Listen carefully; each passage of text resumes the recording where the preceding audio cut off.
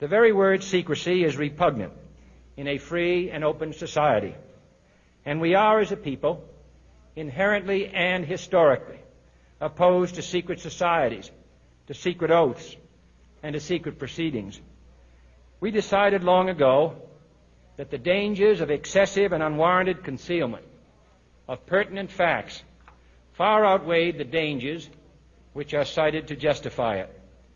Even today, there is little value in opposing the threat of a closed society by imitating its arbitrary restrictions. Even today, there is little value in ensuring the survival of our nation if our traditions do not survive with it.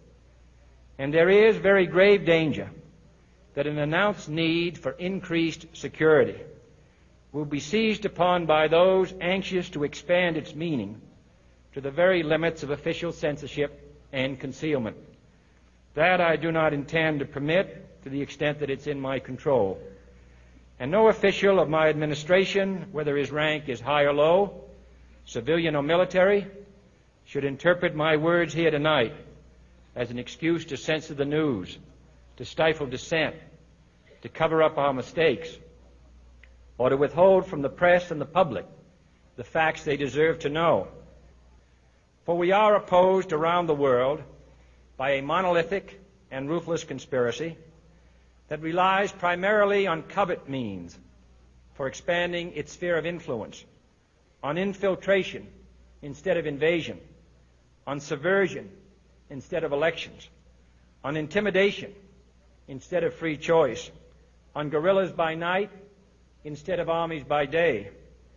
It is a system which has conscripted vast human and material resources into the building of a tightly knit, highly efficient machine that combines military, diplomatic, intelligence, economic, scientific, and political operations.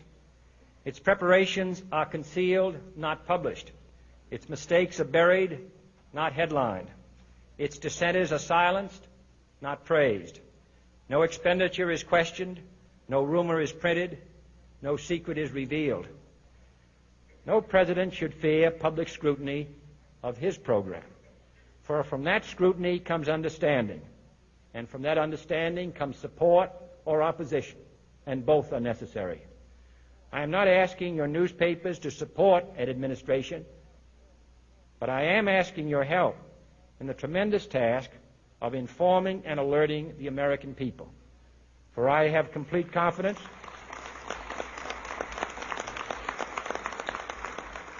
in the response and dedication of our citizens whenever they are fully informed.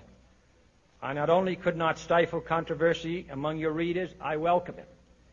This administration intends to be candid about its errors. For as a wise man once said, an error doesn't become a mistake until you refuse to correct it.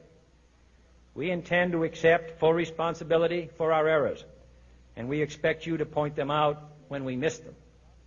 Without debate, without criticism, no administration and no country can succeed, and no republic can survive. That is why the Athenian lawmaker Solon decreed it a crime for any citizen to shrink from controversy.